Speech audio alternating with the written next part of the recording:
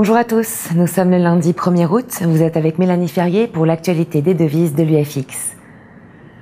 Aujourd'hui, le dollar a chuté par rapport à la plupart des grandes devises, augmentant l'appétit de risque parmi les investisseurs compte tenu des spéculations selon lesquelles le relèvement du plafond de la dette américaine serait voté plus tard aujourd'hui.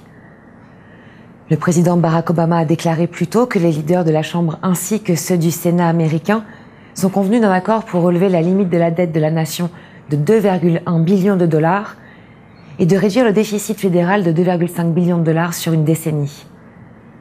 Cette décision doit à présent être approuvée par le président du Congrès. L'annonce du président a contribué à prévenir un défaut de paiement demain ainsi qu'à réduire la demande pour les actifs refuges.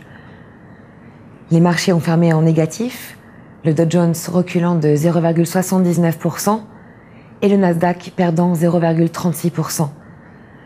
Le pétrole brut a chuté de 0,20%, clôturant à 97,00 $ le baril.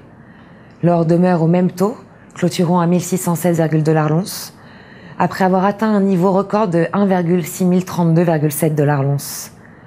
Pour sa part, l'euro s'est renforcé face au dollar américain après la publication de données économiques décevantes aux États-Unis et d'un investissement accru pour les actifs à rendement élevé.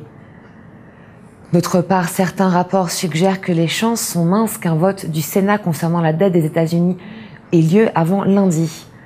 De son côté, la livre a enregistré une hausse face au billet vert, après que la paire ait échoué à briser son niveau de support de 1,6280 et à la suite de la publication de données économiques positives pour l'économie britannique pour la première fois depuis longtemps.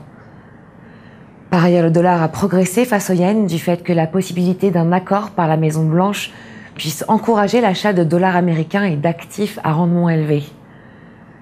Enfin, le dollar canadien a accusé une baisse face à son homologue américain étant donné les craintes que l'économie américaine, principale destination des exportations canadiennes, soit en perte de vitesse quant à l'augmentation du plafond de la dette américaine. N'oubliez pas de nous rendre visite sur ufxbank.com, votre source pour le trading en ligne. Bonne journée à tous.